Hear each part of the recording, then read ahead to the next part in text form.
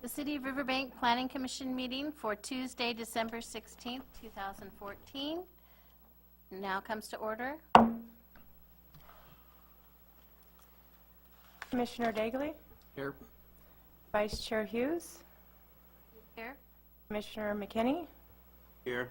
Chair Stewart, and Commissioner Villapadois. Here.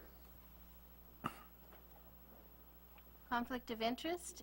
Any Planning Commission authority member and staff who has a direct conflict of interest on any scheduled agenda item to be considered are to declare their conflict. Seeing no conflicts, we'll continue to number 1, public comments. At this time, members of the public may comment on any item not appearing on the agenda within the subject matter jurisdiction of the Planning Commission Board. Individual comments will be limited to a maximum of 5 minutes per person, and each person may speak during this time. Time cannot be yielded to another person. Under state law, matters presented during the public comment period cannot be discussed or acted upon. For record purposes, state your name and city of residence. Please address the entire Planning Commission Board. Seeing no public comments, we'll continue to the consent calendar. All items listed on the consent calendar are to be acted upon by a single action of the Planning Commission unless otherwise requested by an individual planning commissioner for special consideration. Otherwise, the recommendation of staff will be accepted and acted upon by roll call vote.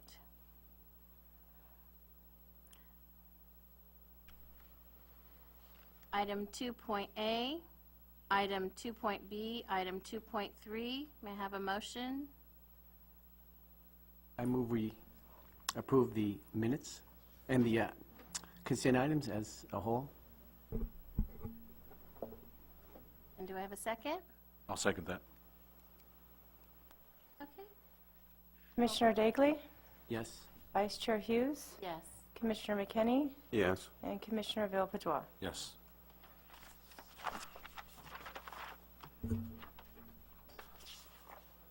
I will move to the public hearing. I'd like to open the public hearing. Is there anyone here to speak to item 3.1? Well, Madam Chair, first allow staff to give their staff report, and then we can open the public hearing on this item. This is item 3.1, found on page 11 of your staff report. This is a city-initiated zoning code amendment. It's many code amendments to our city zoning code regarding specifically to housing element goals and obligations that we had as part of the 4th housing element cycle. I've got David Diskin in my office that's here ready to prepare and present the PowerPoint on this particular item. One point of clarification that I need to make to the Commission and certainly anybody in the audience, the public notices that were published in the local paper on this item as well as the next item. The next item has to do with tattoo establishments, etc. The public notice itself, there was a couple errors in it, and it referenced, unfortunately because of a cut and paste, referenced City Council discussion as opposed to Planning Commission discussion. Copies of the notices are part of your agenda package. Those are contained on pages 9 and 10. It's definitely a staff error. It's something that we're working on. We've set some procedures in place to try to correct it in the future, but we are human, and we're doing the best we can to make sure that we provide the proper notice to the public regarding what it is we're trying to accomplish. Both of these items, both item 3.1 and 3.2, are zoning ordinance amendments. As presented to the Planning Commission, they are draft. They'll be presented to City Council. The public will be afforded the opportunity to discuss these as an ordinance change, and actually we will be presented to the City Council for a second reading and adoption. That's the way ordinances are presented. So the whole process takes anywhere from 60 to 90 days, generally sometimes even a little bit longer, because they are ordinances which are municipal laws. They will be part of the ordinance code book for the City of Riverbank. So anyway, after having said that, David, you want to go through the PowerPoint on this item, please? Yeah, thank you. The proposed amendments to the city zoning code are as follows. to amend the definition of family and, that's better, right? Okay, sorry. I turned it down. Okay. Are we good now? Thank you. Amend the definition of family and dwelling single family pursuant to Program 5.1B of the city's housing element. Amend the uses permitted in the multiple family residential district R3 zone to include emergency shelters, transitional housing and supportive housing, and amend the uses permitted with a use permit in the neighborhood commercial district C1 zone, general commercial district C2 zone, and commercial industrial CM zone to include emergency shelters, transitional housing, and supportive housing. Just to provide you a couple of definitions, the definition for emergency shelters included in your staff report is housing with minimal supportive services for homeless persons that is limited to occupancy of 6 months or less by a homeless person. No individual or household may be denied emergency shelter because of an inability to pay. Now, on top there, you see SB2, SB 745, and CAHSC. Senate Bill 2 is a bill that was enacted in 2007, effective in 2008. Senate Bill 745 was a bill that was enacted in 2013, effective this year, January of 2014, and California Health and Safety Code. These are where the definitions are coming from, and I'll get into the Senate bills a little bit later. Transitional housing are buildings that are configured as rental housing developments, but are operated under program requirements that require termination of assistance and recirculation of the assisted unit to another eligible program recipient as a predetermined future point in time that shall be no less than 6 months from the beginning of the assistance.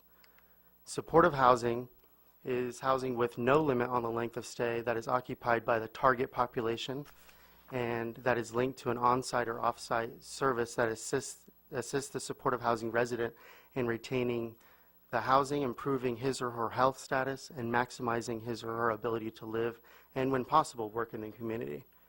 And taken from that, target population in general is persons with low incomes who have one or more disabilities, including mental illness, HIV or AIDS, substance abuse, or other chronic health condition, or individuals eligible for services provided pursuant to the Land-Term and Development Disability Services Act, and may include, among other populations, adults, emancipated minors, families with children, elderly persons, young adults aging out of the foster care system, individuals exiting from the institutional setting, and veterans and homeless people. Senate Bill 2, as stated previously, was a bill that was enacted in 2007 and became effective in 2008, and required cities and jurisdictions to have at least one zone be identified to permit emergency shelters without a conditional use permit or discretionary review. And the requirements of that permitted zone is that it must have sufficient capacity to develop at least one year-round emergency shelter. Permit must be non-discretionary. That's why it's a use permit, or not. That's why it's permitted by right as opposed to using a use permit. And the permit procedures, development, management standards must be objective and encourage and facilitate the development or conversion to emergency shelters. And emergency shelters shall only be subject to the development and management standards that apply to residential or commercial within the same zone, like setback requirements, development standards, and building requirements. And the city's 2009 to 2014 housing element, program 2.1D or 2.1G, requires the city to update the uses permitted in the R3 zone to include emergency shelters. And as you can see, the timeline for that program was in 2010, June of 2010, but we're going to be doing it this year. And program 5.1B is that the city will update the definition of family and single-family residence to comply with all federal and state fair housing laws.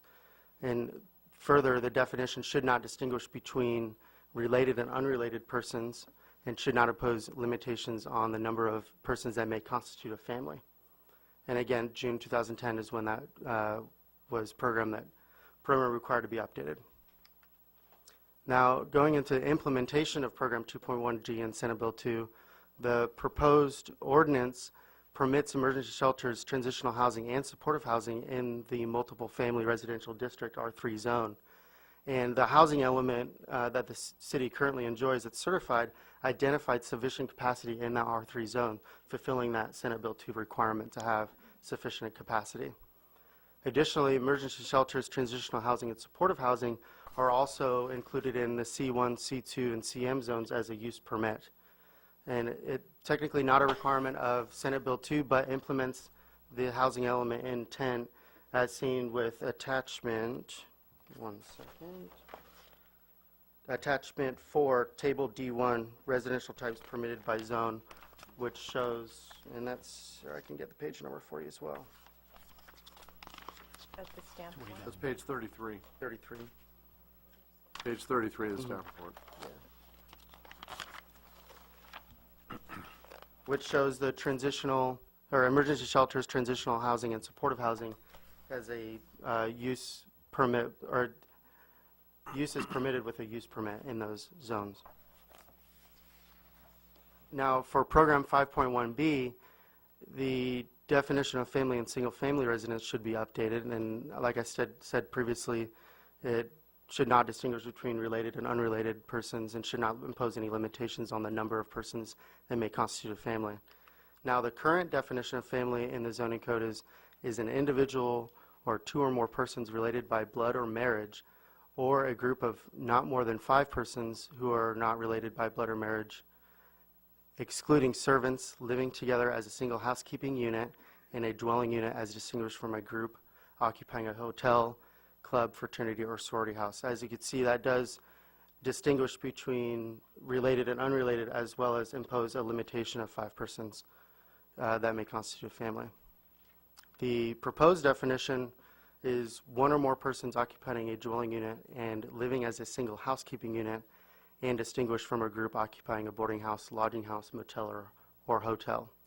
And this implements the intent behind program 5.1B, and it's consistent with surrounding jurisdictions as included in the staff report as attachment 5, where we took a look and saw what other jurisdictions were doing in the surrounding area, and this definition is consistent with that. Actually is very similar to some of those definitions. And those are survey results that show up starting on page 34, but then continues on through page 37 in the staff report. Thank you. Now, getting into the definition of dwelling single family, the current definition is a detached building designed for and or occupied exclusively by one family. And a single family dwelling shall not include mobile homes, but shall include modular homes. The proposed definition is a residential building containing one dwelling unit on one lot. Also, all rooms within the single-family attached dwelling unit shall be interconnected. Single-family dwelling shall include a dwelling that is constructed for the purposes of providing supportive and transitional housing. And this implements program 5.1B and expands the definition to include transitional supportive housing, which is consistent with Senate Bill 2. For non-compliance with Senate Bill 2, if we decide not to permit emergency shelters in the R3 zone or implement the statutory requirements of Senate Bill 2, what that means is that any proposed emergency shelter must be approved on any site, including sites designated industrial, commercial, or multifamily residential uses. And thank you. And we can answer any questions that you may So have. at this point, we have a proposed resolution. It's shown up on page 18, which is a recommendation to the City Council. Part of that resolution is suggested language for the ordinance changes, and those are provided in Exhibit A, starting on page 21. So again, after opening the public hearing, considering those comments, this is staff is asking that you take action on resolution 2014-019. So at this point, are there any questions of staff regarding what has been presented to you tonight? I mean, Commissioners? it's pretty clear. You know, these are state law provisions that we are under mandate to make changes to reflect. Quite frankly, we've been under legal obligation to do this for quite some time. It's certainly part of the cleanup that we're doing now that was suggested as part of the 4th housing cycle update. And then we're going into the 5th cycle, and we will be under obligation to report to the State Housing Community Development Department the status and Implementation, progress and yeah. implementation of what it is we established as part of our policies and procedures as part of the 4th cycle. So we're hopeful we can tell the state that, yes, we've complied with the law and that we've made these changes to our zoning code to comply. Any questions, Commissioner, for the staff? I'll hold off after comment, public I comment. just want to ask one. I noticed that in the current definition of the dwelling single family, it included modular home, yet on the new definition, it does exclude modular home. I don't think it distinguishes the difference. It doesn't, no. It's- It doesn't distinguish the difference between a mobile home and a modular Because in the home. past, it excluded mobile homes and included modular. Now it's basically completely out. The intent is that it complies exclusively with state law, and there's no distinction between the two. Yeah. Okay. So what's state law? Definition, you've provided it. Yeah, Yeah, the one that definition, that's from state law. That's from, expands includes. Yeah. Where, David, where is that in your slide? page. It's in your, I think it's actually in your yeah. PowerPoint, too. yeah. It's on 15 on this one. Yeah, it's in the staff report here. And it's in the staff report. That's what you want me to, Yeah, that's the Well, one. is that the definition of the per There's- state law? Yeah, there's the past one. There's a new record, or the new first. Okay, so where is it in state law? You showed that earlier, too.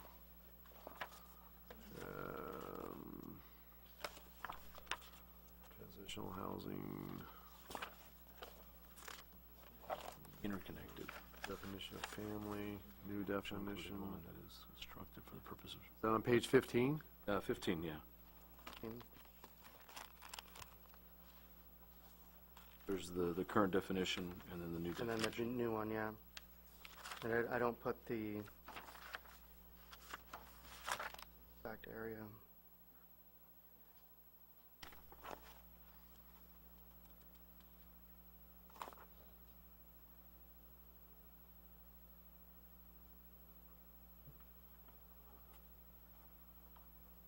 May I ask a question on this? This is the common practice that's in our community, and surrounding neighbors are doing this? They're following this sort of definition? That's correct. So I think it's probably safe to say that we're okay with moving ahead with that, even if we don't readily have that information available. Correct. My sense on this. Well, if you look at the survey that was conducted, starting on page 34, you can see exactly what the surrounding jurisdictions have done. Right. You know, we've provided what Modesto, Turlock, Merced, Manteca, Fresno, Stanislaus County, Ripon, San Joaquin County, Oakdale, Waterford, Patterson, Los Banos, Livingston, Stockton, Houston, Lodi. I mean, that's a pretty good sample. That was my only question on my part.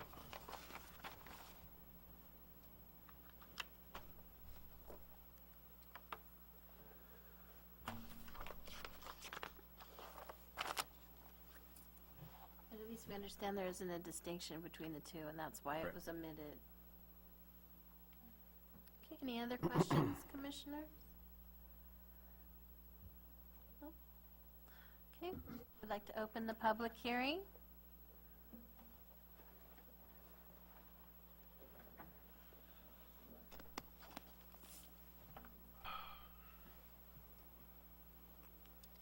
Hello, please state your name and Evelyn Halbert. Just to follow up on Mr. Anderson's statements on the alleged public notice that was put in the paper. The public notice was half planning commission, half city council. It stated in there the information was available. It came out on October 3rd. It was not made available until the agenda was posted on Friday.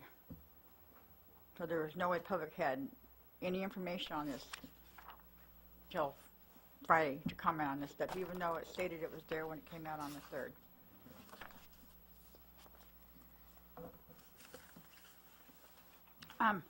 I have clarify one thing before I start? You can now change a zoning ordinance with a resolution and not an ordinance? I can clarify that. This will not change the zoning code. This is just a recommendation from the Planning Commission. So if they approve the resolution, then the resolution is just the written recommendation of the Planning Commission to the City Council. And the council will do an ordinance. So yes, then it'll go to there'll be another 10-day notice, and then it'll go to City Council, and then then they'll consider the ordinance. But you are amending a zoning code, so you do have to notify property owners in the areas? If it depends on what the affected area is, if it's more than 1,000, then you do it through you can do it through publication. Oh, I wish you guys had a map of this area. Because if you look at the map, I would say 95% of this whole, of these zoning areas is going to be on the east side. Specific plan area, most of that area. Now, I know there's a lot of mixed use area, but apparently the mixed use areas isn't being included in this. But the vast majority of this is going to be clustered in one area on this side of town. I wish there was a map up there so you could actually see it. I think it would really be beneficial to you. And that's, like I said, we didn't get the information, but that was one of my biggest things is there's been no notification. If it's all going to be clustered in this one area, even if it's in the proposed Pacific Plan area, that's less than 1,000. We should have been notified. Because you're just clumping it all right there. And like I said, I don't think the public notice was adequate because it wasn't done right. It was half council, half planning commission. The information wasn't there that was supposed to be there. And I really wish you guys would look at a map before you vote on this to actually see where this is happening. Because I think it can be evened out more to be more fair to the whole city. You have the notepad with you, Evelyn? Ms. Halpert, there's a notepad. The notepad? Did you? You have an Oh, the sign-in. sign-in. Oh, I'm sorry. Is there anyone else here that would like to speak to item 3.1? Seeing none, we'll close the public hearing. Madam Chairperson, 2 points of, actually 3 points of clarification. First, the public notice obligation, I've already talked about that. You're right, it was a mixed message. However, it did provide opportunity for anybody in the public to raise issues, questions, concerns, and be afforded the opportunity to participate in the process. As it relates to Planning Commission related items, we can't make the information available any sooner than, quite frankly, that information is available to you as a commission. Quite frankly, a lot of these documents are made available like almost at the last minute. 72 hours is what the law requires, and that's certainly what we provide. Should the commission ever desire more time on a particular item, and they've done this in the past, you can simply continue the item and afford you, the public, anybody else the opportunity to review, consider, comment on the provision, on the documentation that's provided to you. And anyway, we're trying to be as efficient in presenting this information to you and the public as we possibly can. Ordinance versus a resolution, it is a zone change. Planning Commission is a recommendation to City Council. What we presented to you is a resolution which includes an attachment, which is Exhibit A, which is the proposed draft ordinance that City Council would take action on. And as an ordinance, it goes through a rather laborious process. First reading, public hearing at one meeting, and then second reading and adoption at a separate subsequent City Council meeting. I'm not, the last point, I'm not sure what Mrs. Halbert's saying relative to evening out the obligation. This is, we're not rezoning any properties. We are dealing with the properties that are already zoned, and all we're doing is complying with state law. If there's a disagreement about how the properties citywide have been zoned or designated by the general plan and zoning, then that's an issue that we need to deal with under a separate forum. Again, we're not rezoning properties. We're not changing the general plan land use designation on any properties. We're suggesting that the ordinance code relative to zoning be modified to comply with state law.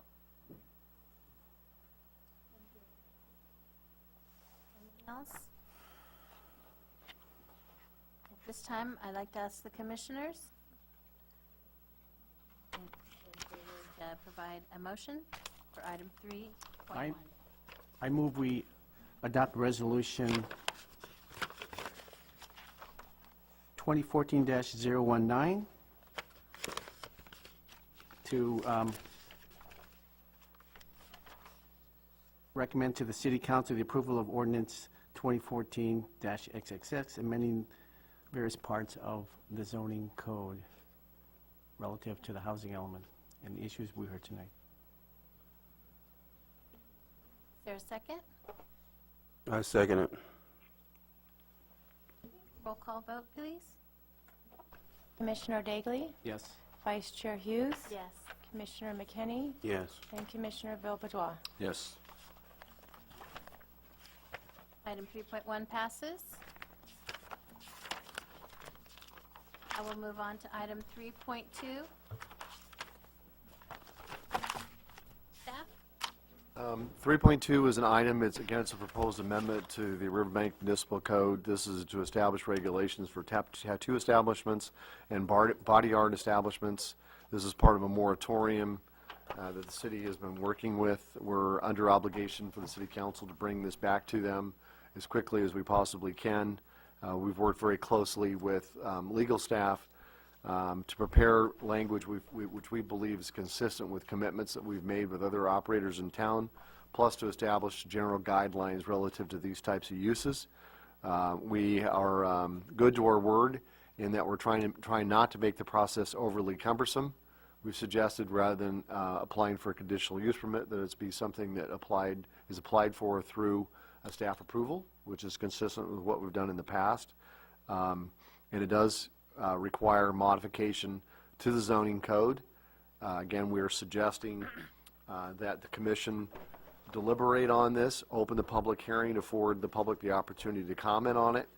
We have a proposed resolution, and that's shown on page 46. That'll be resolution 2014-018, and in that resolution it suggests Exhibit A, which is suggested language in the ordinance that the council might consider, again, through the ordinance code changes. This project, like the previous project, was noticed in both the Modesto Bee and in the Riverbank News. The notice, again, was confusing. It was, however, not confusing relative to the time or date. It was just confusing relative to the body that would be considering the action, and I've already discussed that. So it is the Planning Commission. It's the certain time and condition as we've suggested for today's meeting. Staff report is there. David wants to probably go through PowerPoint on this. A few minor issues, and I think we have somebody in the audience that may have some questions or comments on it. The intent is that this implements what we've been working on the last several months with City Council, and is pretty consistent with what other jurisdictions have been dealing with as it relates to these types of land uses, with the one exception, and that is that we're suggesting to stick with the staff approval process rather than going through a more time-consuming process of a conditional use permit. Okay, David. Okay, thank you. Yeah, the proposed amendment to the city's municipal code are as follows: to establish the tattoo and body art establishment regulations in Title 11, Business Regulations, and amend the uses permitted in the neighborhood commercial C1 zone, general commercial C2 zone, and commercial industrial CM zone to include tattoo establishments and body art establishments. The definition from the ordinance of tattoo establishment or body art establishment, and it's kind of a wall of text there, but it's any premises or establishment and facilities incidental thereto which engages in the business of marking or coloring skin, which is the method of placing designs, letters, scrolls, figures, symbols, or other marks upon or under the skin with ink or any other substance resulting in the coloration of the skin by the aid of needles or any other instrument designed to penetrate the skin. Shall include any premises or establishment and facilities incidental thereto that engages in any form of permanent alteration to one's skin or body parts, including but not limited to body piercing, scarification, and branding. The current regulations, the city does not currently regulate the operation or location of tattoo establishments. This is in large part because the health impacts that are often associated with tattoo and body art establishments are largely regulated at a county level through the Stanislaus County Department of Environmental Health's Safety Body Art Program that is instituted under Assembly Bill 300, known as the Safe Body Art Act. The proposed ordinance does not focus on health impacts associated with tattoo establishments. Therefore, the proposed ordinance will address negative secondary effects that are sometimes associated with tattoo and body art establishments, establish an application and license procedure that allows the city to review the individual seeking to establish or operate in the interest of the general welfare of the city, and establish a number of requirements regarding the location of tattoo establishments in relation to one another and in relation to other uses such as residential areas, schools, or parks. Going into the requirements regarding the location of tattoo and body art establishments, the proposed ordinance establishes that the tattoo establishment and body art establishment shall not be located within 1,000 feet of any other tattoo establishment or body art establishment, 500 feet of any adult entertainment business, 500 feet of any business selling alcoholic beverages, 100 feet of any existing residential zone, and 500 feet of a school, park, daycare center, or family daycare home. And also, all business activities of the tattoo establishment and body art establishment shall take place entirely within the building and in compliance with the requirements under Stanislaus County Body Art Program. The hours of operation in the proposed ordinance are going to be set by the Community Development Director annually, and this ensures that the sometimes related negative effects of tattoo or secondary effects of tattoo and body art establishments are mitigated. The the third portion of the ordinance establishes a prohibited conduct where a license issued under the added chapter can be revoked if any of the provisions or requirements are violated. And these are as follows. All offering of services and merchandise shall take place entirely within the building. All tattooing and other body art activities shall take place in a room and space that conceals the activity from the view of individuals outside of the business. The tattoo establishment or body art establishment must not jeopardize or endanger the public health and safety of persons residing or working in the surrounding area. The establishment shall not result in the repeated nuisance activities within the premises or in close proximity to the premises. The establishment and each tattoo artist or body art practitioner shall be in full compliance with the provisions of AB 300 or the Safe Body Art Act. The establishment and each tattoo artist or body art practitioner shall meet all the requirements, health and safety standards, and proper handling and disposal of medical waste as required by the Stanislaus County Environmental Health Division under the Safe Body Art Act. And the establishment shall not violate any other applicable local, state, or federal regulation. And lastly, the establishment shall not allow the sale of drug paraphernalia at the tattoo establishment. As part of the research done to develop the ordinance, a survey was conducted to determine how the jurisdictions regulated tattoo and body art establishments. Most of the cities surveyed, as John was saying, requires a conditional use permit, and 14 cities were surveyed, and the following summarizes the findings. For site and location and development regulations, of the 14 cities, 2 have established restrictions pertaining to the location of the tattoo establishment or body art establishment in relation to other uses. The city of Menifee establishes that the tattoo establishment cannot be within 500 feet of any other tattoo establishment, 500 feet of any business selling alcohol, and lastly 500 feet of any school, church, or playground. The city of Banning establishes that the tattoo establishment cannot be located within 1,000 feet of any other tattoo establishment, 500 feet of any adult-oriented business, 500 feet of any business selling alcoholic beverages, 100 feet of any residential property, and 600 feet of any school, park, or daycare center. For hours of operation, those same two cities establish an hours operation for tattoo establishments, and the city of Menifee is from 7 a.m. to 9 p.m. The city of Banning is between 7 a.m. and 10 p.m. For prohibited conduct, most cities reviewed require a conditional use permit, and through that process, the city will set restrictions and requirements that may include prohibited conduct as drafted in the proposed ordinance. The following is a summary of what was found. Merced requires a CUB, and in a recent one, May 23rd, 2012, the city's planning commission conditionally approved the application with the requirements such as no exterior graphics and a periodic review of the business operation. Hayward again requires a CUP, and in July 25th of 2013, the Planning Commission conditionally approved the application with requirements like proposed use shall not be detrimental to the public health, safety, or general welfare, and limitation on hours of operation and restrictions on loitering. Huntington Beach again requires a CUP, and they, as far as requirements, they require that the operation of the tattoo use is wholly within the interior of the business, and the business shall not provide hazardous to the general welfare of the residents in the city.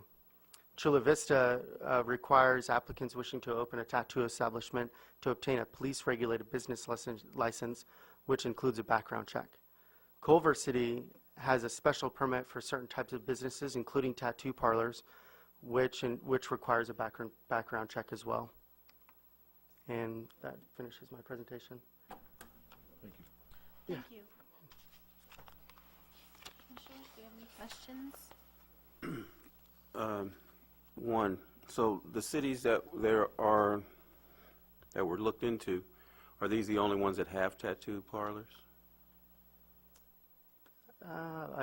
Oh, no, we kind of assisted with this, our office helped a little bit, and there were a lot of cities that had tattoo parlors, but we just did sort of a broad sampling of different areas in the state. I didn't see any, like, neighboring cities, like Modesto, Right. Ceres, Turlock, I bel- Oakdale, things like that. Right, I believe Modesto has it as permitted uses in other places.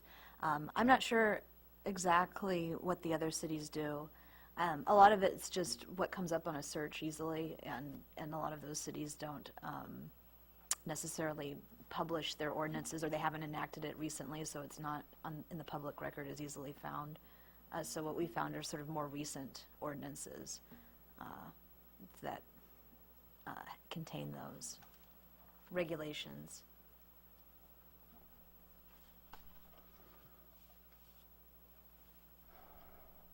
So there's a statement here, the hours of operation. Just curious, it states that the community development director shall annually establish hours of operation for all tattoo establishments.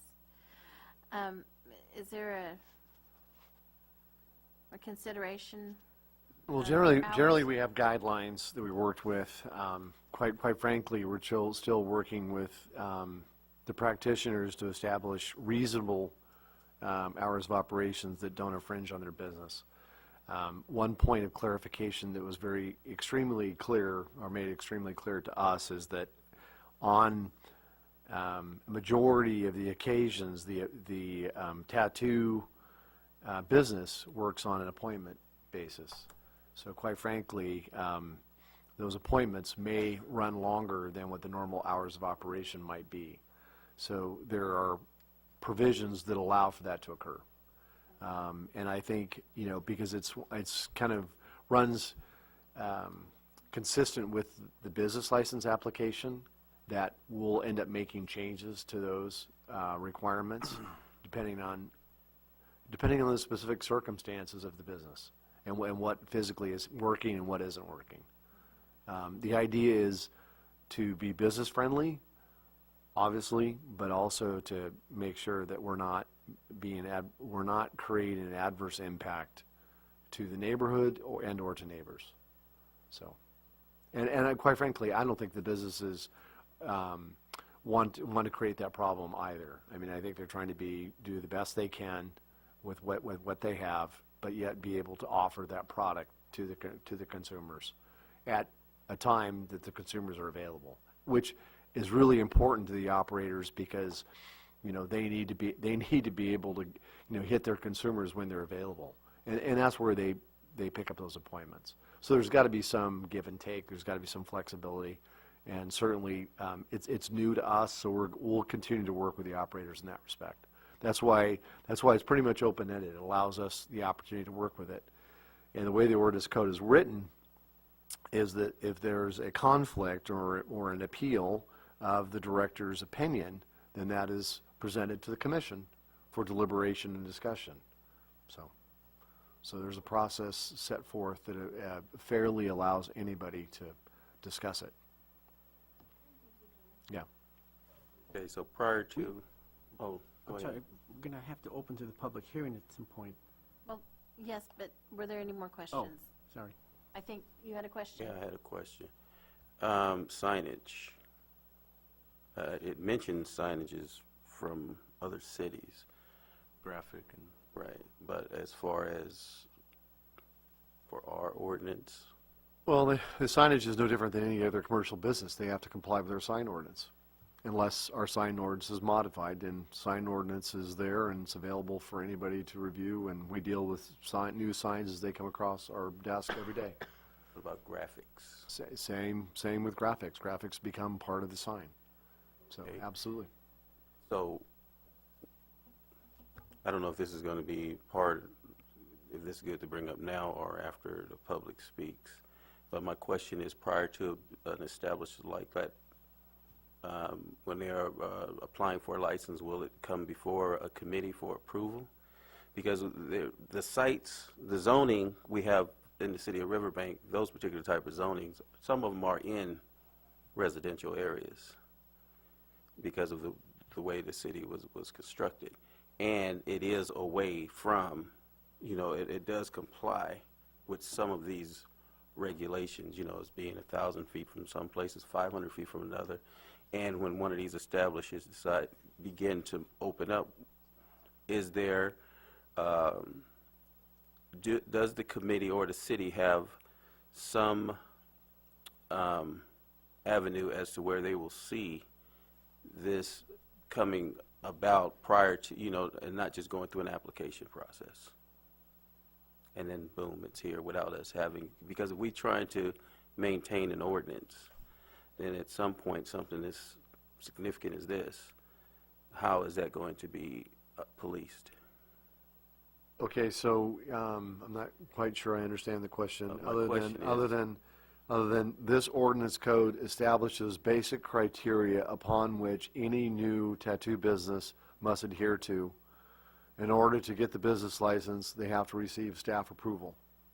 And the staff approval process is a staff process, not a committee process, not a planning commission process, not a city council process, that verifies that these items, that these standard conditions apply.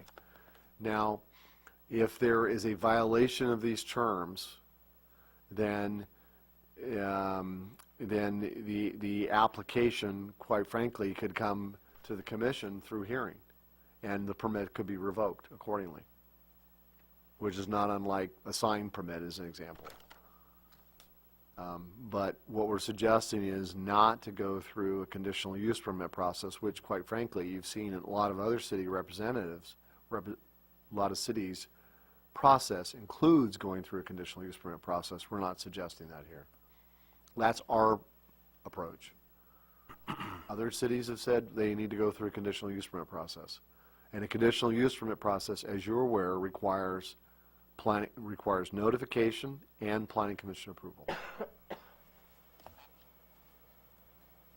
So certainly, I mean, our opinion is it could be handled by staff approval. Your opinion may be different than that.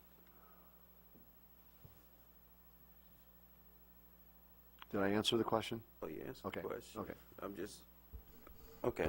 So the assurance is, how can it be enforced, I guess? The enforcement mechanism is every year they apply for a business license. Every year they have to adhere to these standards.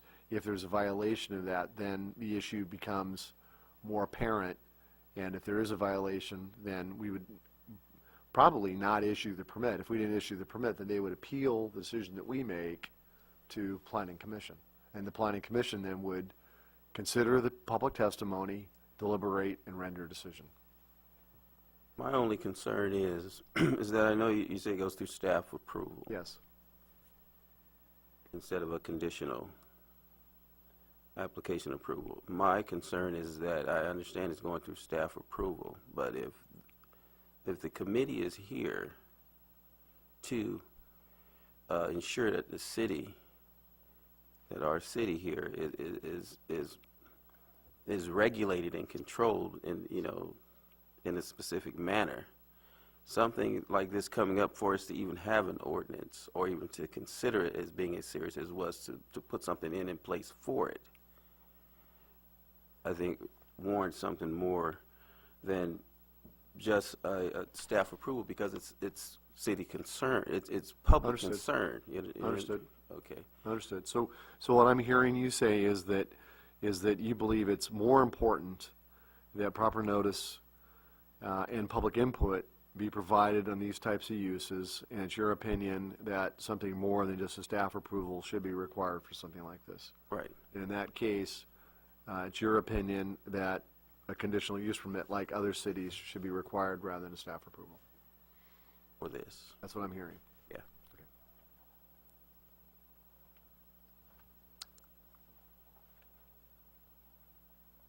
I have a comment. I'm just thinking about this. It's already a regulated industry by the county, Yes, it is. and we're going to add another layer to that, correct? Yes, we are.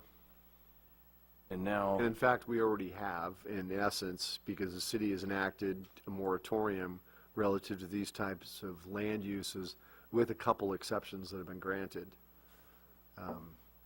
with the intent that we follow it up with specific revisions to our ordinance codes to deal with this type of land use. which would allow, as I read here, periodic reviews, drop-in, Yep. kind of looking for these errors. The reality is, through state law, the industry is heavily regulated, even to the extent that the practitioners, the artists that are actually performing the work, are tracked from business location to business location. I mean, if you talk to the operators, they'll tell you that that's an obligation that they have with the county to not only keep track of the business and inspect the business to make sure it complies with state law, but also to track the practitioners that perform the service. Yes. John, I have a question regarding prohibited conduct. This proposed ordinance establishes prohibited conduct. I'd like to know if the city's received any complaints with regard to those establishments. Not And that I'm aware of. Okay. Okay. Thank you. Any other questions? I got a quick question. Is there any history or data to support any of the wrongdoings of the health issues, noise, loitering, general welfare, or anything like that, that past locations have warranted this? That you guys can, is there anything like? I'm not sure I understand the question. Is there any entirely. historical data?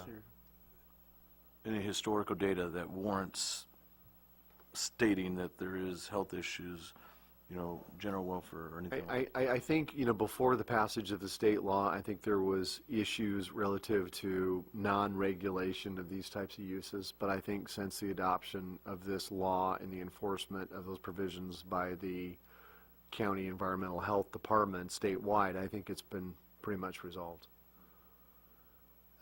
As far as actually, conducting a survey relative to these types of uses in light of the adoption of state law, I can't tell you that we've done that.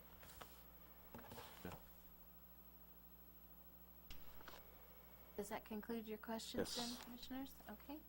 With that, I'd like to open the public hearing for item 3.2, please.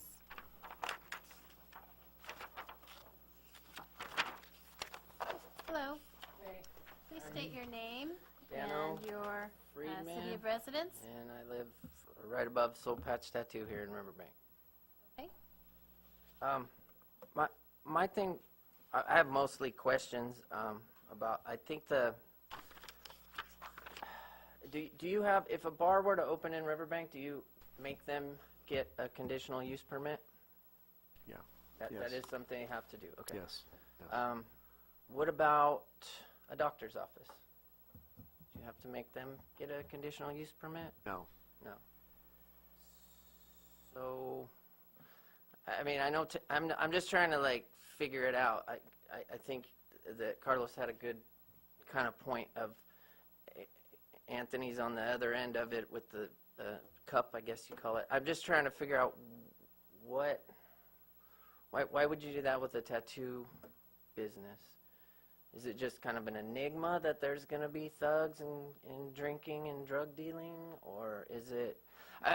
let me set an example. The other night, because my next question would be about the hours of operation. I think John pointed it out pretty good and has definitely got my back on that whole situation. But I had a young lady and her mom, she was her 19th birthday, came in for a tattoo. It was late because the mom works in, Lodi or something. And I don't know, I think we finished around 11, only to come out and find that by passersby or a witness, I don't want to name names or anything, that someone from the Red Carpet Lounge had plowed into the back of her car and continued on.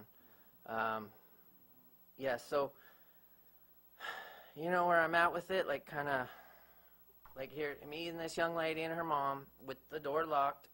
That's another top thing I kind of wanted to bring up. I think that hours of operation and open to the public, maybe that would help you. In other words, if you come to my tattoo shop, I might be in there at 11 p.m., but it's not open to the public. The door's locked. Me and my client are, finishing a tattoo or something like that. So I don't know, that might be just I thought of that when you were talking. No walk-ins by appointment. Right, only within exactly. certain By a certain hours. hour, you got appointment, yeah. Right. If you have an appointment at 10 p.m. and we want to stay up till, I don't tell you when you go home how late to stay up and watch TV. In other words, if the whole idea of this is public nuisance or to the health of the public, what I'm doing in there behind locked doors where nobody can see, I mean, you guys have drove by there. There's not people hanging out front. That's just not the MO. I'm not saying that another tattoo shop couldn't come in and that be an issue. It's possible, but obviously not with mine. So I don't know. I thought I'd point that out. And then I wanted to tell you that was good. Yeah, because the last time you kind of screwed it up. But just saying. Anyway, I think that the things that you have here, at least that I'm reading here, is a good thing.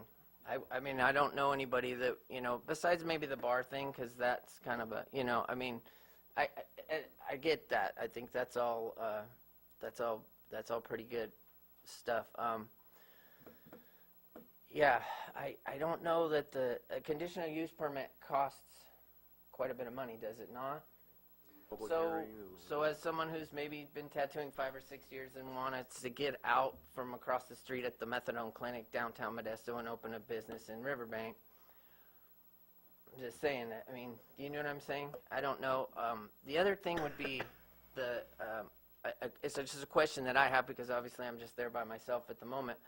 But considering I wanted to bring in, my cousin's a tattoo artist and she's moving back here, and how would that go? Would an existing...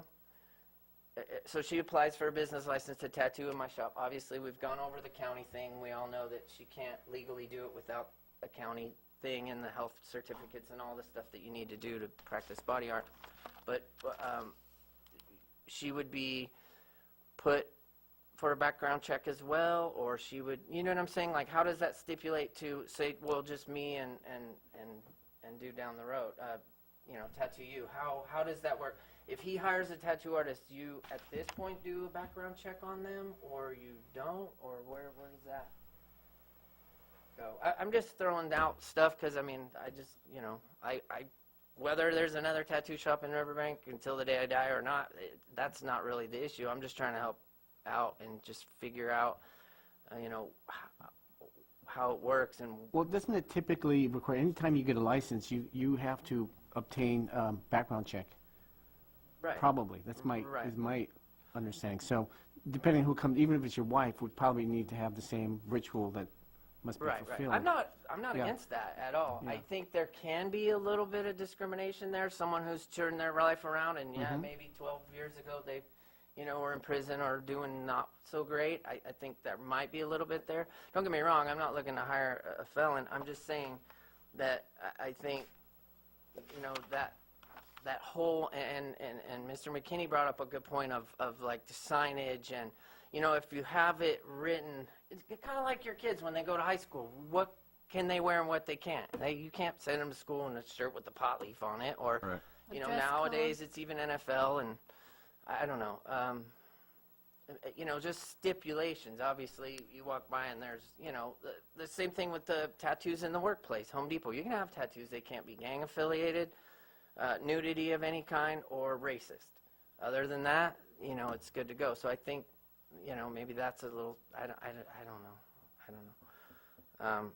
But yeah, as far as the hours of operation, I think, and then, like when I just keep using the dentist because he's right next door to me, but when he goes before January 31st and re-ups his license, nobody's going to go over there and check it out, or, do you know what I mean? So it almost feels a little discriminatory that you would do that with a tattoo establishment and not, another type of business.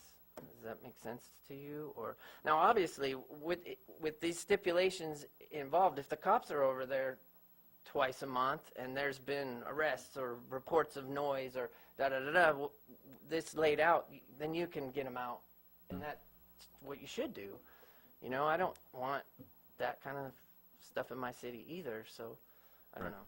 I'm just throwing in my 2 cents. I think Oh, good questions. Thank you so much. Yeah, you're welcome. Yeah, thank you. I really appreciate you and the staff getting together. This is fantastic, because we don't work in that realm. So for us, this is golden information, because we don't really have firsthand data. So if you guys can keep that up, that's where we want to be. We're going to move forward if we can continue that. Thank you. Is there anyone else here to speak on that item? Seeing none, we'll move forward. 2 points of clarification. Mr. Friedman brought up some good points, and I talked about hours of operations, and we're going to have to be flexible based on really what he told us. And there's really 2 parts to his business. One is the retail side, and the other is appointments. And quite frankly, I think there is a distinction, and with his permit, we've made that distinction because he's raised it. It's a very good point. Second point that he raises is a good issue, and I'm glad he raised this, because he needs to understand as he moves forward, when he adds additional practitioners to his business, what does that really mean? So let's kind of lay that out. When we look at this, we look at a new use being established in a commercial area.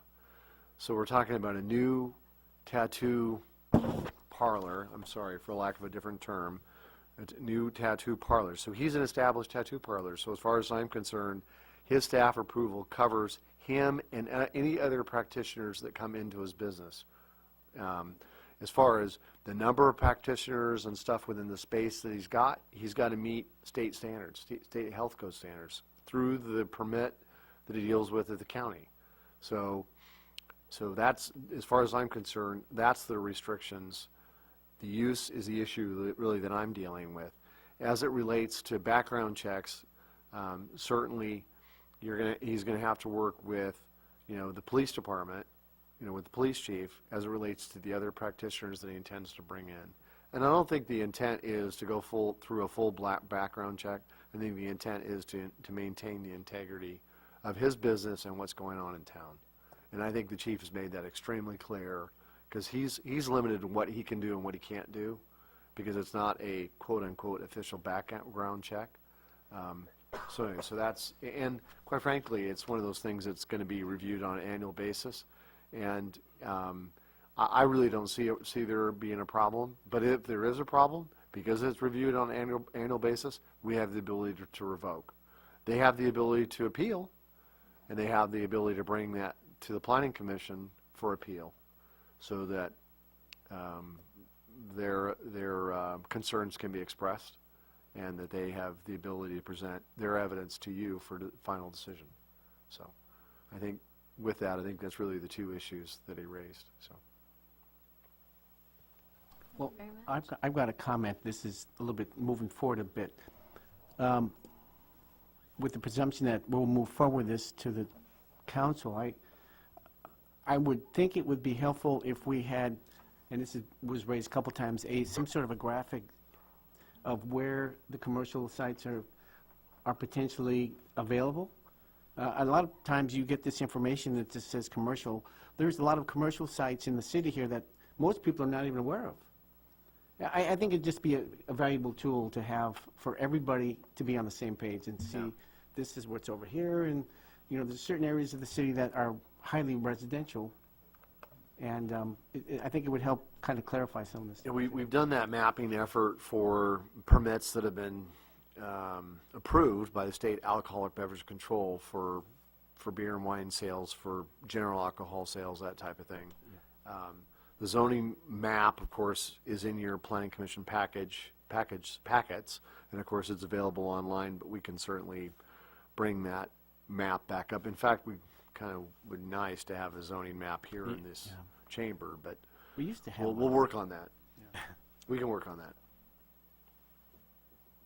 Well, I like the way this is laid out. I think this is really broad, covers a lot of topics, and I think there's, I applaud your, the way you're looking at this is really open to covers a lot of things, and we're at the beginning stages here to some degree, and it sounds like we need to flesh out as we move forward and those issues that were brought forth. So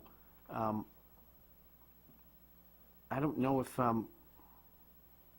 can we move this forward tonight? I got a quick question, though, if I may. And just trying to understand the distance here, I believe. It's, when I see the 500 feet from any business selling alcoholic beverages, I'm imagining the tattoo part of that, or again, the reference to the name, that was right next to Save Mart there. Is this more specific to drinking alcohol or just selling beverages? Selling, So, I mean, that's not defined. correct. I mean,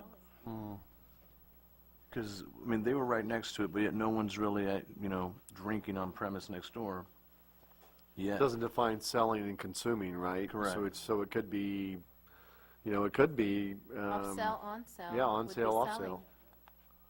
So- Mostly off sale, right? Yeah, Could be either. and consuming there on premise as well. Okay.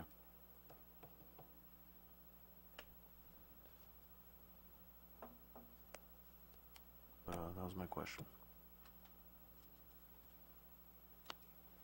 Anything else, commissioners? John?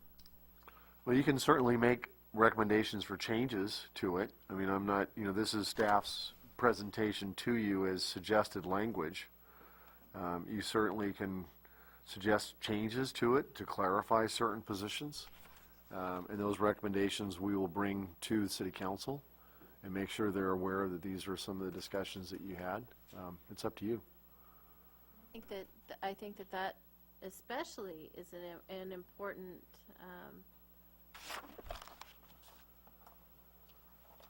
Because 500 feet's not too far. 600 feet typically is a city block, just so you know that. so that establishment that was next to Save Mart which was not would- in ordinance. would have been Would not- within 500 feet Correct. of them selling alcohol. What about the one that's across the street from You got Rogers Carl's Junior's? in that, It's existing. Again, it's an existing operation, Got it, so it's got it. exempt from this. so any existing. This is, exempt. we're talking new operations. Operations would have to adhere to Correct, this, New ordinance on. yes. But we can add amendments to this. Just like any item that we bring to you, you can make changes, alterations, suggestions, Any of those changes, of course, have to be voted on by a majority of the commission, We and will be recommend part of your amend or not. recommendation to the city council and part of the permit record. Well, I think consuming and off-sell are so distinctly different that maybe we should continue this Touch on that one a little discussion and bring it, to the council as a consideration. Is that something we can? I just think in terms of selling is, you walk into Save Mart, you buy your beverages, you're leaving, versus going somewhere, you're drinking, you walk out. Well, you gotta buy it before you drink it. Say, I mean, like you say, at a bar. Correct. So But it's you're still not selling. consuming on premise, you're taking with you. But we saying the consumption, in a any, grocery store or liquor store, you're taking it with you. or any selling or consumption of alcohol establishment. On a premise. On the premises. Is that what you're saying? On premise is what ABC calls it. On Yeah. premise.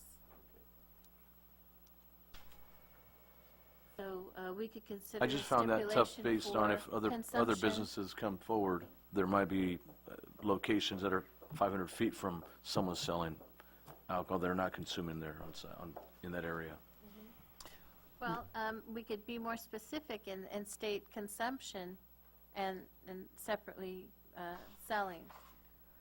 What is, before I have kind of a point of clarification here.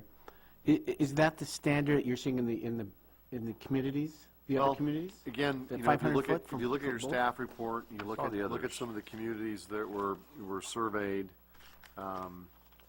you've got Banning, Manistee specifically was talking about it. I think that's where, in fact, Banning is where that Selling. language came from specifically. 500 here. Right. So there, it looks like 500 is the man. And they didn't distinguish between on and off sale. 42. But again, these are examples that we pulled based on a random survey of other cities in the state of California. So we can tailor this to Riverbank. That's why we're here.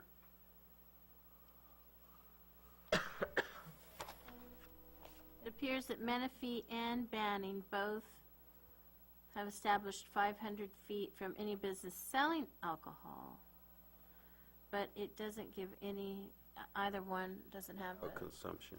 specified consumption. Okay, so we wanna, Verbiage. so I guess we wanna add both of those in there, so there's no Selling, consuming or consumption of alcohol. selling and, Well, the consumption Or is the issue, consuming. isn't it? Yeah, consumption would be the issue. And, for example, what's out there now is if you're just selling it, then you probably would be in compliance with this phrase. yes. Or if you had it consuming, it would still be in compliance. So Well- that, as we go forward, I don't think You'd have that consuming caveat. is addressed here. That's why we're trying to make a specific Exactly, yeah. distinction to add consumption as well. So, council? Right, so what you would do if you wanted to recommend the city council adopt the ordinance with this amendment, is that you would adopt the resolution with the amendment that it would be section 125 .05 subsection C be amended to read, "The tattoo establishment or body art establishment shall not be located within 500 feet of any business selling alcoholic beverages for on-premise consumption." So you just adopt the resolution with an amendment that the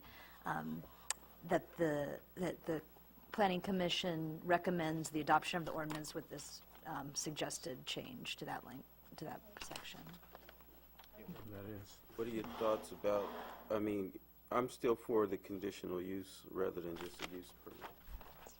Because it is a public issue, it is a community issue, and the community and the public should be aware of when an establishment of this nature is coming about and so that it's just doesn't just pop up and say, well, why wasn't we notified about it?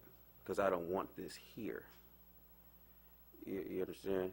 And I would, as a resident of Riverbank, would want to know prior to, the shovel of dirt being done, where this establishment is going to be, and how many we're having, and how often we're having them.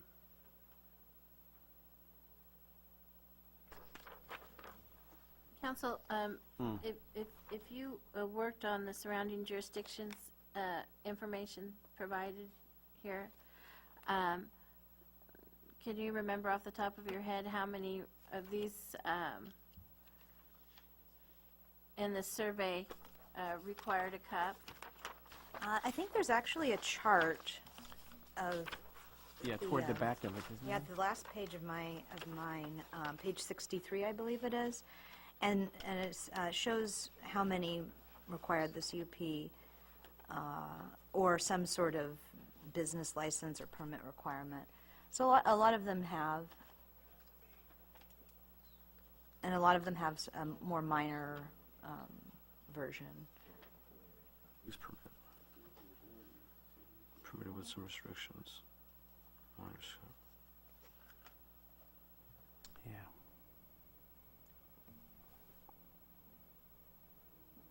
Of the local cities in this survey, we can see the Well, city there's of really just two, Patterson, yeah. Newman, Both required use permit, conditional use permit.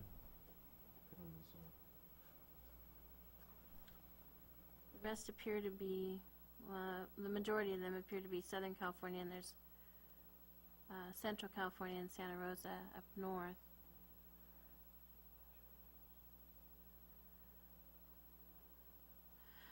But out of the 14, the majority here have established a cup than half. requirement. Well, the use permit really kind of is the foundation, is how much of an impact it is on a community. Like a school would be a big impact. I'm not too sure that this is going to be a big impact that would require a public hearing if we've got all the pieces in place, the required restrictions, and, you know, I'm very new to the industry, so I wouldn't, to me, it doesn't seem to fit the requirement that, you know, a supermarket or a liquor store, you know, we may not like what people do to their bodies, but, you know, that's kind of a private thing. I just don't see, unless there's the police can give us some real definition as to, you know, why we should wrap up more restrictions, I'm not seeing it. So this business operator mentioned that conditional use permits were very expensive. John, can you give us a little background on the expense of that, please? Well, I mean, anytime you go through a conditional use permit, you've got a staff report, you've got a public notice, which we did for this, but, you know, I think our base fee is like $2,000. It could be $3,000. Not to mention the fact that you're looking at least a 90-day process. 90-day as opposed to over-the-counter staff approval, you know, with just basically minimal expense. So not only does it add expense to the business, it also is a time issue. So that would almost discourage opening that type of business in this area Right. with regard to the expense in itself. I've heard it from more than one operator at more than one occasion that absolutely it's an expense and a time commitment that is a negative impact on their businesses. So we've, in an attempt to make it as easy as possible on them with the same restrictions or similar restrictions to process it through a staff approval. But Commissioner McKinney is correct. I mean, it is without specific notice to adjacent property owners and without specific notice to the public. So it's done through staff. And I honestly think the public should be aware.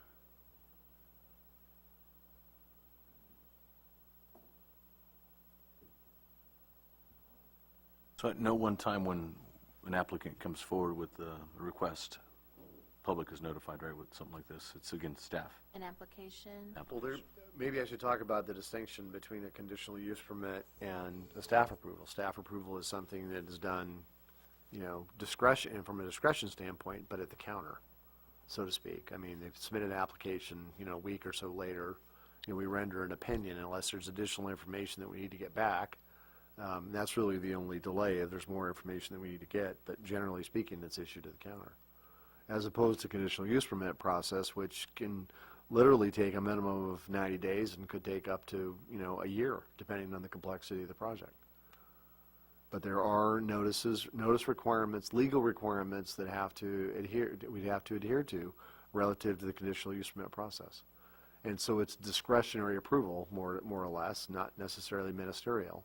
And it's appealable, whatever decision you make is appealable to the city council as well. So if there's someone that's been noticed that's not happy with the use, and they're not happy with the approval, or let me put it this way, not happy with the decision that's made at the planning commission level, could go on to the city council. So that could take even more time. So it's time and money. I'm just thinking, given that the permit will be, before it gets reviewed of the application, it will be viewed by the planning, building, fire, and police departments and approved and denied by the community development officer, director. Correct. That's a lot of eyes, that's a lot of a lot of diligence eyes. that are going to be doing it, so I don't know if we need to go to the depth of bringing it, taking it further. A lot of If- eyes, and additionally, the ordinance in itself, that's the guideline. Right. I think, On top of that, yes. and I don't want to speak for Anthony, but what I understood you to say is your concern was the notice to the public. Right. My concern is not only just a notice to the public, but this is brought before the council and the committee as being something that the city of Riverbank didn't have in effect. So in that case, something as serious as that should be policed and monitored in the same fashion. It shouldn't be left upon just a regular use where it's over the counter, and then our citizens here who pay and who are relying on us to maintain a community standard have no voice. Now they brought this here so that they can have a voice, and in order for them to continue to have a voice, we need to make it possible for that voice to be heard. So, John, can you reiterate to us the annual review process and so on and so forth that you mentioned earlier? Well, every time you apply for a business license, you have to go through an annual business license review. You pay a fee, and if there's issues with the business, then that's an opportunity for us to sit down with the business owner and talk about the issues that we have, or not. So, that's really atypical. In this case, we're looking at who are the practitioners of at that business, which is not unlike, quite frankly, the review that's already required by state law for tattoo-related establishments. So that review has already taken place with the county and the county reps. County reps. Yep, absolutely. It's required by law. Can I make a comment? Yeah, go ahead. I mean, if the health department has an issue too, they contact us and let us know of any, issues that are out there. So they communicate with us too. So we could, so somebody then actually will have that information when they go over the review and so on. Yes. Any complaints? You would have known about it. But the public is not being given advance notice of that use, that new use, whether it's in the existing building or a new building, through a CUP process. We're suggesting staff approval And Without it. without CUP. Well, look, can I just caveat that a little bit? The city also maintains a kind of a monthly update, is that on the web at this point? Where they list the new projects? Didn't the city used to have that? Oh, I guess I'm stepping over the boundary here. Okay. Well, in some cities, Are you referring to the website that we have, that's being updated? that's the one. There you Might be Maybe something that we can have on Well, the new okay, so improved this website. let's go down new that year. pathway. Now we have an opportunity to look at this a little bit on a broader sense and say, look, how can we provide information to the public? And I think having the website there, like there's many cities have updates, new projects that come online, And the city could do the same thing, and there could be a way to, maybe at the council hearing or something, maybe the staff could Your present. fictitious name and your business license application Goes to the is to the record. public. Yeah. Yeah, that's So public that's a too, so- notice. That's Actually- after the fact. No, you get your licenses No, first. I mean, it goes to the notice of the public, but it's still after the fact that it's in the process of being approved.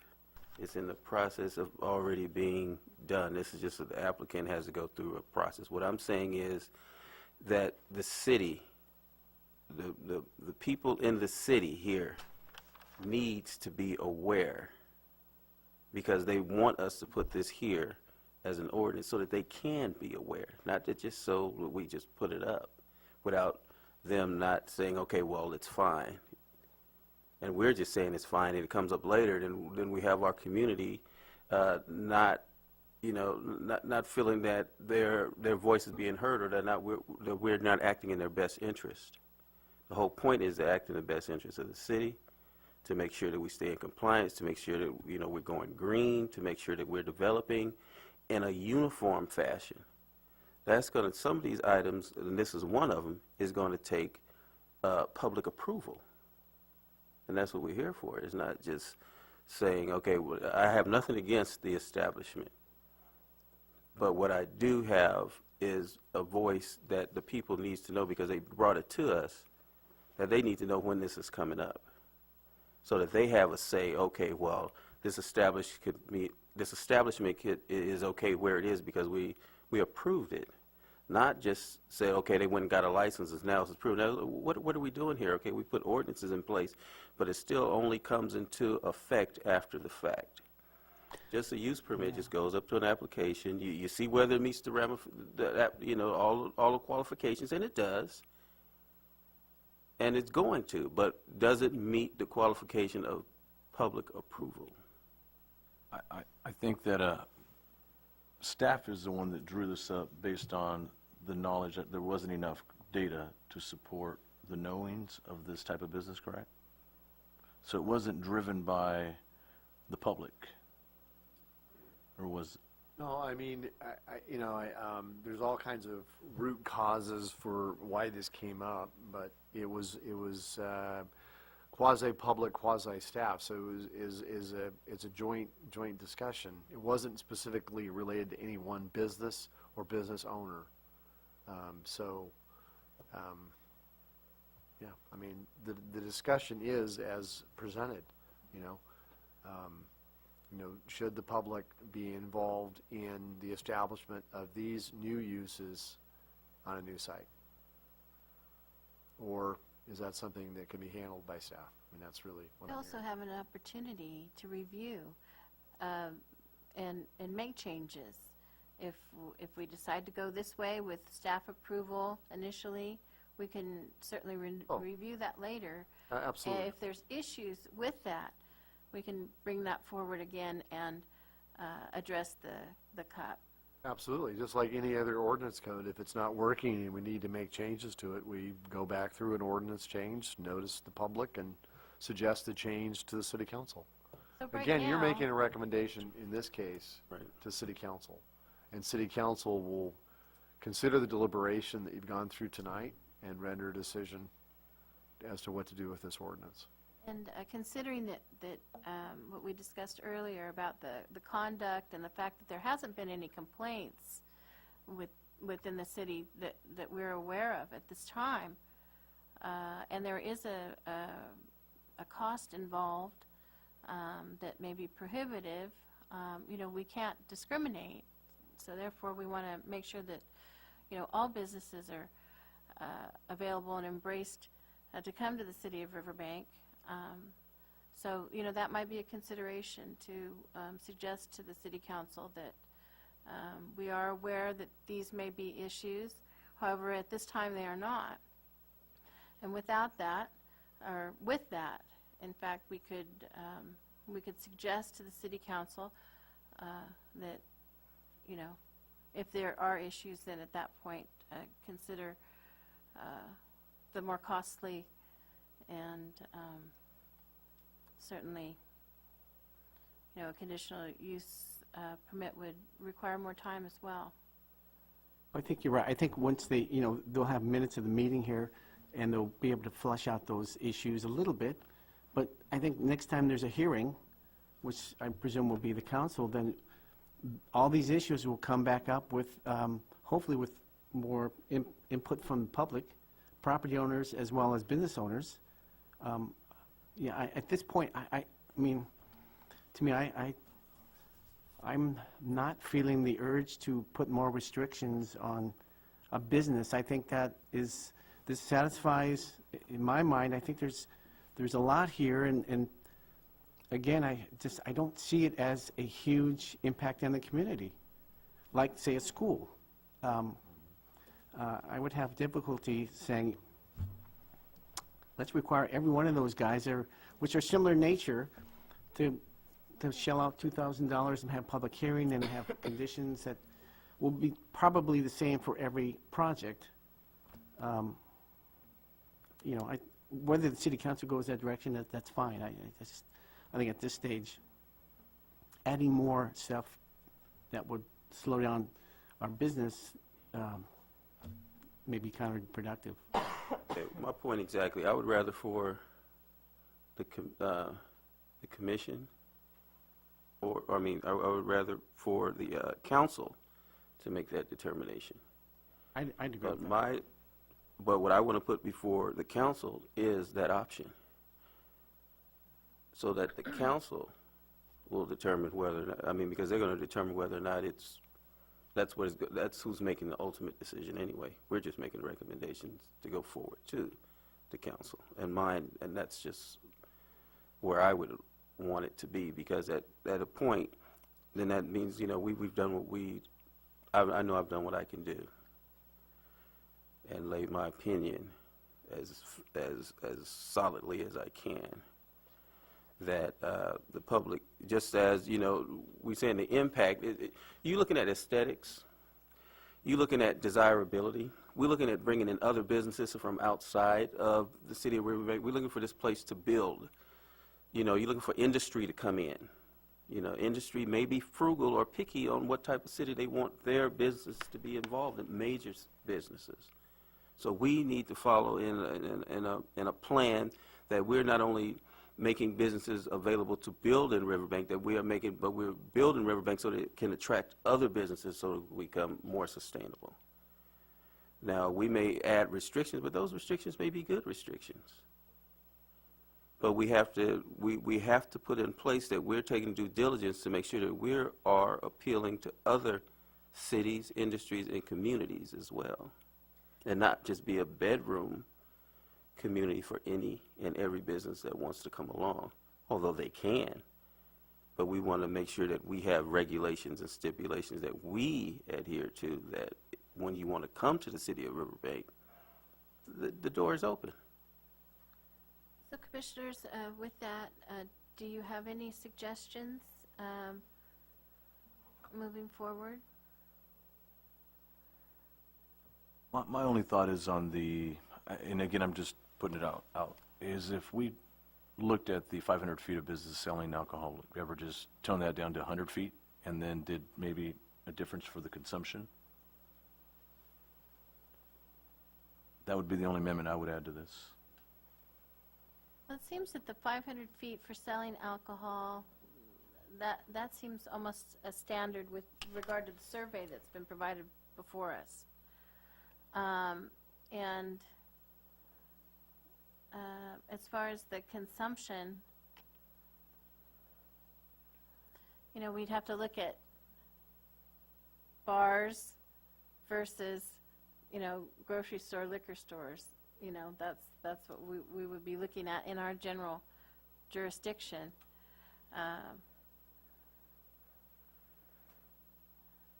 That would be my only, like you were saying, John, or we could, again, this could be revisited again at a later date if there's... Well, let me ask you a question, John, with regard to the ordinance and the approval at staff level. Can you make a change with regard to 100 feet and 500 feet, or once that's set, is it set? Well, I mean, the ordinance is set as presented. I mean, that's, so if you desire to make changes to that, now is the time to make those changes. So it works as a criteria that we judge these projects against. Yes. Which is why we ask for flexibility as it relates to hours of operation, because there are circumstances upon which we need to be flexible and need to recognize changes in the business climate. So that's why we've done that. Okay, I'd like to revisit. So let me see if the selling versus the consumption. You want to put a restriction on the selling to be 100 feet? Did I get that right? Correct. Selling. So right now, what 100 we're feet, looking- Consumption it's- 500 feet. Right, earlier we were just talking about just the consumption, but now we want to add If we add, 100 feet for selling as well as the 500 I think, because they for- are very different. They're I very mean, from different. selling to consuming on premise and walking. Why can't they be next door to each other? Why do we have to have a separation for selling and business? There doesn't have to be. You could say 500 feet for each, or 250 Well, no, feet for okay, each. maybe I'm misunderstanding, but you're saying that there should be a separation of 100 feet between the business and any business that sells? I take into Alcohol, consideration the one that we had by Save Mart was right next door. Yeah, that's less the than one I'm 100 thinking of feet, too, and right. it was doing business, but yet it opted to leave, but then that was less than 100 feet. That wouldn't meet that criteria if it's a new applicant. Especially if you're in a plaza. Right, you're type going to of be situation, within. Or a strip mall, That- that kind of, So if- and not a standalone building where you're really in close proximity to your neighbors. So, That's my thought behind this, is that there was this business that did this, and if another business came forward and applied, it wouldn't meet the criteria because it's not within 500 feet. And again, they're not consuming at Save Mart, they're consuming at the restaurants, but not right there. And, you know, there's that. And again, that's a touchy piece, but nonetheless. but then again, you know, our recommendation, do we want those establishments in that type of plaza? Or do we want them a little bit separated from, you know, I mean. I don't know if we this is- can dictate that. If it's a This is, commercial project, This is what we they're have going to be look allowed at. to be, unless you have a usually, if you've got a plaza, the people that own the plaza are going to want to market to certain kind of businesses. So, Right. you know, that's how it's going to make, it's going to exist. They're gonna balance it out. You're going to balance it out. They're not going to just say, let's go look for somebody over here. There's a methodic process. So, you know, they're going to look at other things besides if you've got an alcohol place next to an alcohol place. So I think what I'm saying is that I don't think there should be any, I think we should change the word selling to any business consumption of alcohol on the premises. Is that what, thinking is here? I think we were Distinguishing the discussing two. right, and leave out the selling. and consumption, and we can go with 500 feet for both of those. We can narrow it down, because, you know, our plazas aren't all that large, except for Crossroads, I would say, at this Right. time. Of course, you know, we have something else pending that would be, you know, 500 feet is, you know, The that's almost distance. a football field and a half. It So has to be it's a away football field, pretty much, yeah. from, you know, someone selling and some place Which I where think they're is consuming. pretty far from a distance. It's pretty far. So just the thought, is it, I mean, if we did amend, we could add 100 feet of any business selling alcoholic beverages, and then have the difference of 500 feet of any business consuming alcoholic beverages, correct? One could amend or You're add. actually suggesting to add, modify the language, and then add one other provision. You're adding one more criteria. So you're saying 500 feet of any business selling and consuming. The whole issue is consumption of alcoholic beverages. And the second one would be within 100 feet of business selling alcohol. Doesn't necessarily have to be consumed. Well, it wouldn't be. In that point, wouldn't be it's just consumed. sold. Yeah, it'd be So it's just sold. off-premise. So it's off-premise versus on-premise. That's the distinction. Correct. On versus off. Yes. So that could be just An amendment. That could just be That could very be part of clear your motion. in one sentence, that language could be figured out with Part of your motion. on-premise, as John stated earlier, On that versus the off. ABC uses. So that, I would think that would be sufficient. So shall we clarify then and see what the Oh, we Do you have a Commissioner motion? Do you have Just a to motion? clarify, you're saying, if you're saying 100 feet for, Business selling. for business selling, then you're saying that it cannot be within 100 feet of a grocery store. No, that, a grocery store that sells alcohol, beverages and more that sells alcohol, So you- a liquor store with a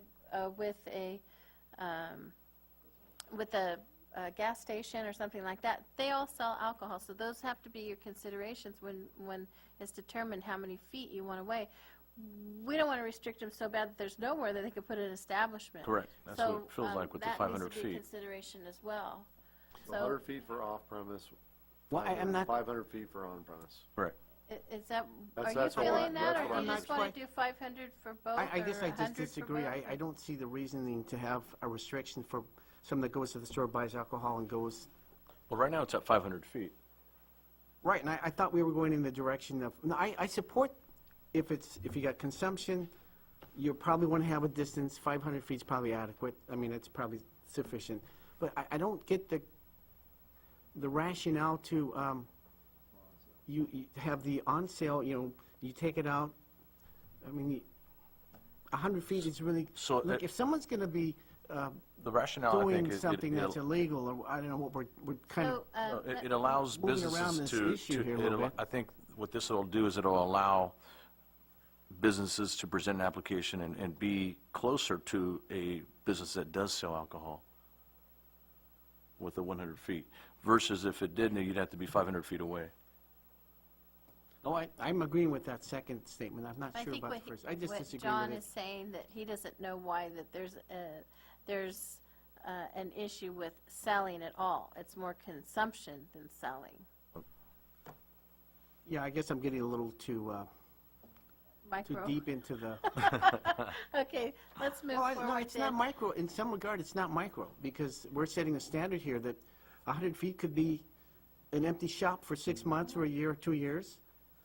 I'm saying, I'm going to go with the crowd here, but only because I think the majority is always in the right direction. But and that little caveat, I don't see the distinction. Okay, I So- just disagree, I suppose. so you're at 500 feet for Consumption, consumption and 100 feet for selling. correct. Anthony, do you have a position? The conditional use. Conditional use, and that can be a recommendation. Yes, so the state law requires that the planning commission give the council a written recommendation on the ordinance before you. So that's what the draft resolution is it's a draft written recommendation. So you can amend that resolution any way you'd like to amend your recommendation to the council. That's right. So motion, second, vote. Any further discussion, or are we clear? We're ready for a motion, yeah. All How right. are we ruling on, I mean, So we would, how's this going to be wording so that we can understand? Well, it's like any other action. You'd be taking a motion, asking for a second, going for a vote. If it fails, then you go back through the process. Correct. so what he's asking specifically is what language change we're bringing up in the motion.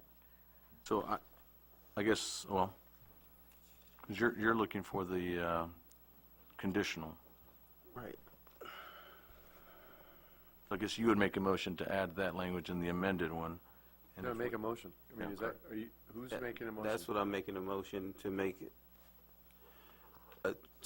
an amendment to Resolution 2014-018 to, So just to clarify, it would be to adopt the resolution as amended, and then you'd state your amendment. so are we going to be going on this more than once, or just one? Could be. The whole I verbiage? don't know. We don't know Let's yet. see Okay. what happens. So I move that we adopt Resolution 2014-018 of the Planning Commission, recommend to the City Council approve of the ordinance and make the amendment for conditional use permit via use permit. Any other modifications? And to include, what we said, 500 feet for consumption and 100 feet for sales.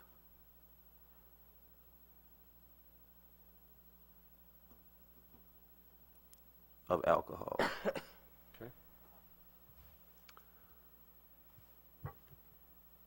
Second, do you have a second? Is there a second? Is there a second?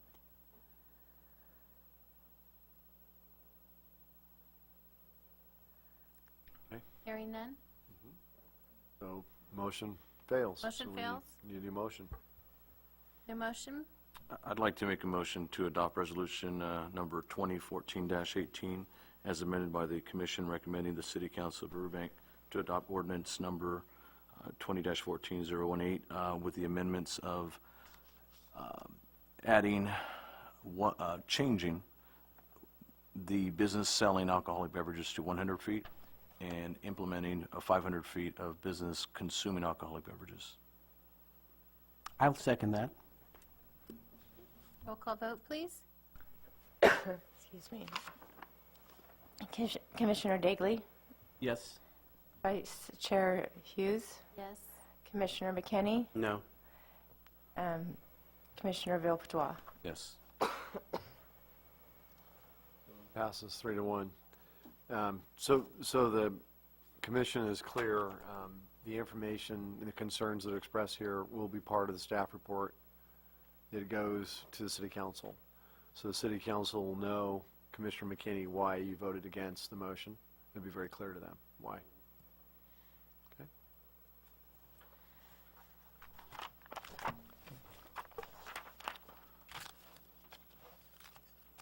Okay, the next item then? We're We're out of basically items. done. We're out of items. So we're out of items, then new business, number 4, new business. I don't have any new business, other than the fact that None? I've got some upcoming items. It looks like January, we will have a meeting in January. We're going to be considering hookah lounges. So that'll be coming to the Planning Commission. Draft-specific plan, you probably won't see that until February. But it's still high on the list, and we're working diligently to get that moving Didn't the forward. hookah lounge scenario with the vapor store, that got declined, correct, at City Council? There's a portion of it that got eliminated, and that has to do with e-vapor cigarettes. That got eliminated from that Correct. state, okay. Correct. Correct. So Meaning now they- we're looking at we're looking at hookah lounges and other aspects. But as far as e-vapor retailers, that kind of stuff, That declined. it was eliminated from the provisions. So that gentleman never opened, right? Correct. Won't open. Correct. I move for adjournment. Or, Okay, Are well, we- we I'm have sorry, still any have those. commission items? I apologize. Upcoming meeting agenda items? Nothing really, other than to wish everyone a Merry Christmas.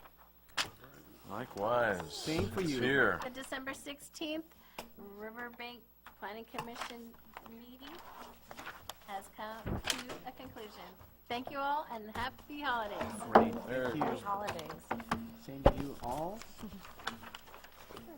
God, it's another week to go. Get everything ready. Oh, you.